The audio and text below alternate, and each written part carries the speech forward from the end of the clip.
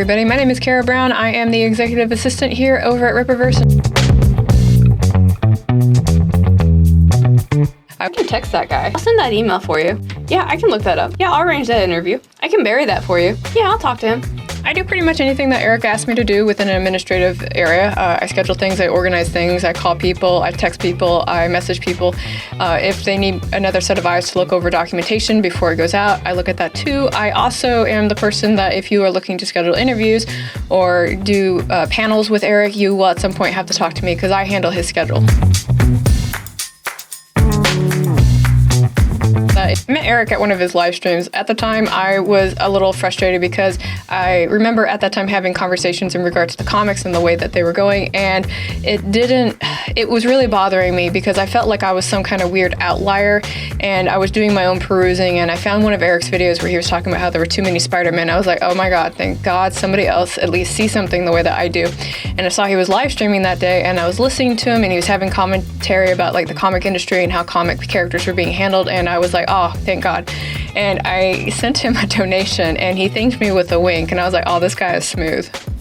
But he ended up making me a moderator, and we kind of like slightly befriended each other on the internet, and when a need for admin assistance came into play, he reached out to me and asked if I was willing. I said yes, and then here I am today.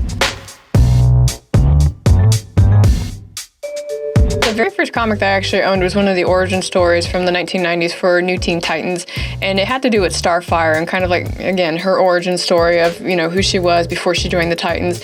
And I can't remember how old I was when I bought it, but I remember it really like striking me, and I even at one point like had my mother turn the car around and I was very insistent because I wanted to go get the other ones that were out as well. So that was the first comic I bought, and then I followed with the following three and that were at least out at the time in that store.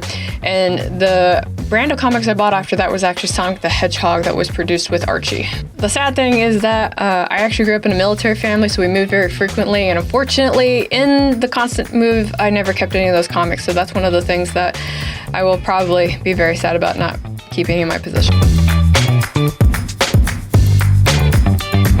And first thought was to say Batman because he's pretty classic, unchanging, a character that has always been a relatable figure for a lot of people over time, followed by Punisher, but I don't want to be like other girls, so I'm going to pick somebody else. So the comic character that I would probably pick is going to be Cutter, and that's going to be from a comic book series I'm a huge fan of called ElfQuest.